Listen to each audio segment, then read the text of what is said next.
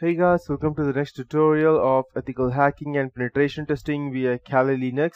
So welcome to the next tutorial of DHCP spoofing. So before I proceed, let's go ahead and check on Google what DHCP spoofing is exactly and how they actually define it and what is actually the difference and how one can go ahead and spoof that. So I believe you can see DHCP spoofing is a dynamic host configuration protocol that is a client and a server protocol that automatically provides an IP host with its IP address and related configurations such as subnet mask and default gateway. So as you can see that anytime I go and connect to the internet, I am automatically provided the IP addresses for all of these things. Let me just go ahead and open it out to you. I'm automatically provided these IP addresses and the subnet mask and the default gateway, and these all things are being done by the DHCP protocol, that's dynamic host configuration protocol. So you might be wondering, how can one go ahead and spoof a DHCP protocol or something like that? Yes, we can do that, and in computer world we can do anything that we want. So this is one of the layer 2 attacks inside a LAN network that is very dangerous for information privacy and LAN integrity, and it is a spoofing attack. So this is a special kind of attack where the attacker can gain access to the network traffic by spoofing responses that would be sent by a valid DHCP server, so you won't even recognize whether it's fake or it's original. And this attack is using a technique, again the same technique, that's ARP spoofing, also called as ARP cache poisoning or the ARP poison routing, that's APR, and that is a simple LAN attack technique.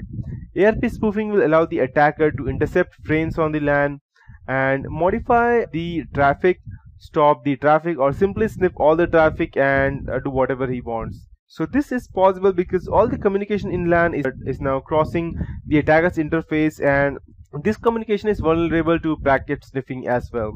So you might be wondering what would be the difference between DNS spoofing or ARP-CP spoofing, because they all do the same thing but still they're different ways. Yes, you are right. The reason being that all of them have different faults and flaws, and sometimes you may not be able to go ahead with the ARP spoofing or DNS spoofing, but one or the other thing always works, because there's one or the other fault in a line and you can always go ahead and take down any kind of network. The only thing that you need would be a proper open port or a proper way to go ahead and break into that firewall.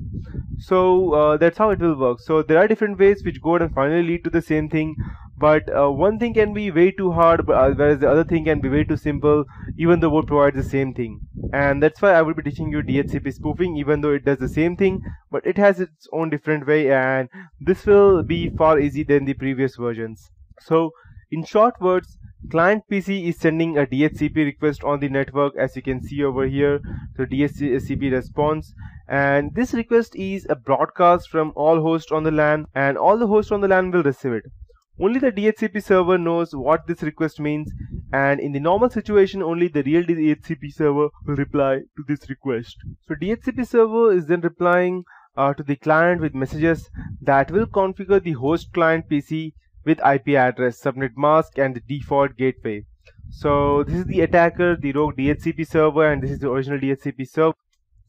So when we have an attacker PC in the network, he will stimulate the DHCP server on his host PC, that's host computer, and with this action he will be able to reply to DHCP request before the real DHCP server, because it's closer to the client host. So it will configure the client host with IP address of the subnet, but it will also give to host false default gateway and maybe even false DNS server address. So what will happen exactly is that when the client PC requests for DHCP response, it will go over here, and since the attacker's DHCP server is nearer than the corporate server, the attacker will quickly go ahead and give a response back to it before it goes ahead and reaches it to the corporate server. And as soon as it reaches it, the first one reaches the DHCP server, no matter even if it goes ahead and gets back to the server, it will go ahead and discard that because it has already received a DHCP response. And later on, no matter what happens, even if it tries to connect to the corporate original server again, they will not be able to connect. The reason being that it has already the attacker has already went ahead and poisoned its cache memory, and no matter which one it tries to connect, it will always connect to the rogue attacker's DHCP server. And it will go ahead and configure the client host with IP address of that subnet, and it will give out a false default gateway as well, maybe even a false DNS server address. DNS server address and default gateways addresses will both be the IP address of the attacker computer itself, and in this manner he will point all the communication of let's say the client host to himself. Later he will make possible, it will be possible for him to forward the frames from the client host to the real destination in order to make the client communication more real and possible, so that even if it goes ahead and gather DHCP server will later go ahead and convert itself for ARP poisoning or in other attack, so that this will be the middle PC, the main, it will act as the hub, and all the packets that will pass, it will pass through the DHCP server, and then it will go ahead and pass to the corporate server and then the internet, and whatever information comes back from the internet, it will then go ahead and come back to the attacker, and it will be the choice of the attacker what to send back to the person. Let's say for example,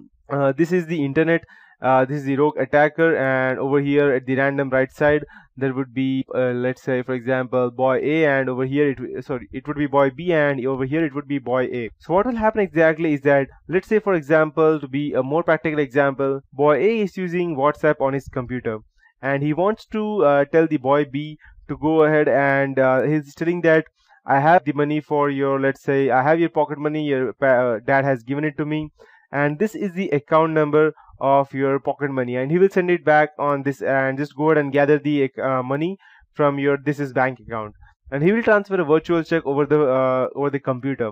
but it will receive it to this person, the attacker, and he will send back the response that okay, father has not received the pocket money, and he will be giving it to me later on at later point of time. So the boy B will go ahead and respond it back to the person, it's okay, fine, I will go ahead and collect it later from my father, but it will not reach the client PC directly, it will come back to the attacker, and the attacker will send, okay fine, no problem, I will collect it from the bank. So for both the parties, boy A and boy B, they don't need to communicate anymore, since they both will think that their original message has been passed, but the original message is only known by the attacker over here. The reason being that he knows what is happening and which account number it is, and later on he will go ahead and gather the check, and he will disappear later on, and the people will over here will not even be able to recognize what happened, and later on they both will be cursing each other, stating that they are lying, and yes, that will be the problem between them. And so it will be either this person has went ahead and used all the money for himself, or it will be him, but the attacker, no one will even recognize that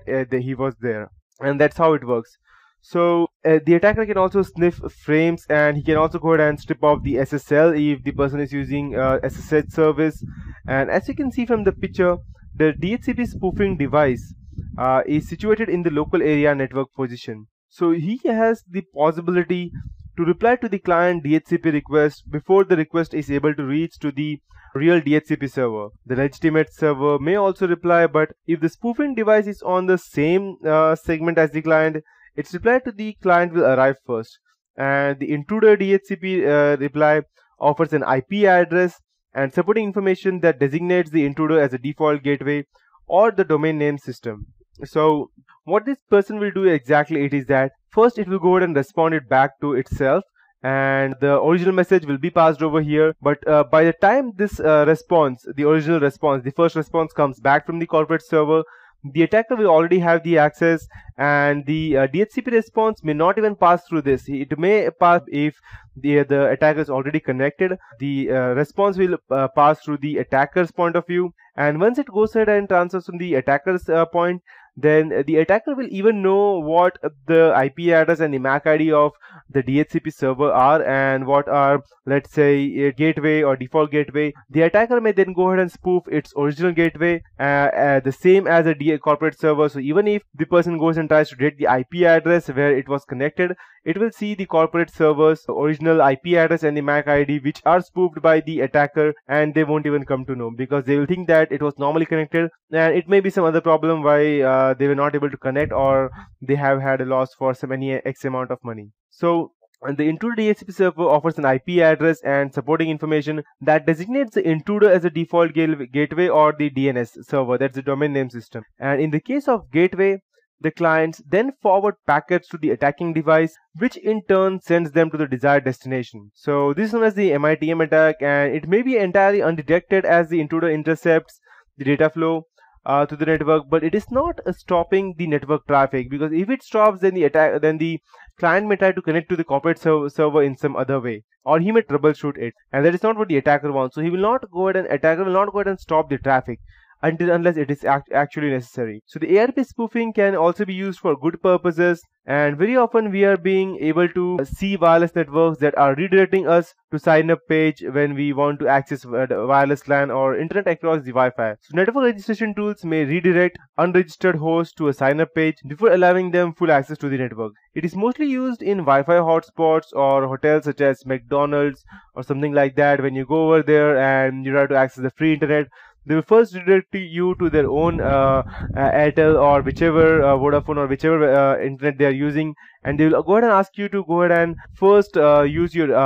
let's say your mobile number to go ahead and register. And as soon as you register your mobile number, you will get a 6 to 7 digit code which you'll have to enter, and only then the internet will start. The reason for that would be that any random person can go ahead and use the internet for fake reasons, and the person who is actually going ahead and using that, if he uses for any malicious purposes, then the owner of the Wi-Fi or the hotspot will be able to recognize by using the mobile number, until unless the mobile number is also fake and that is also spoofed from somewhere else. So I cannot say that there can be always solutions to all the problems, because as the number of solutions increases, the number of problems will always increase.